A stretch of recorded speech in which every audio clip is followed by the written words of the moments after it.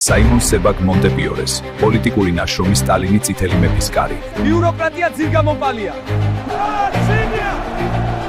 მონტეპიორე აღწერს არა მარტო სტალინის პოლიტიკას, არამედ მის პირად ცხოვრებასაც.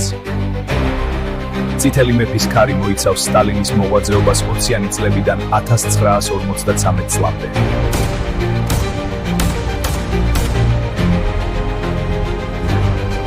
მიწისქვეშა რევოლუციონერი კონსპირატორი, რომელიც ძალაუფლების გამო ყველაფერზე მიდის.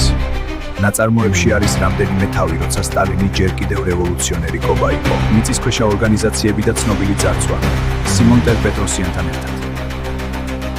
კრიმინალიდან ძალაუფლების უმაღლეს საფეხურამდე. ეს სტალინია, წითელი მეფის კარი, საიმონ სებაგ მონტეპიორე, პოლიტიკური თხზულება. მონტეპიორეს ისტორიული კვლევა საბჭოთა იდუმალ ჟურნალებში აღწერს.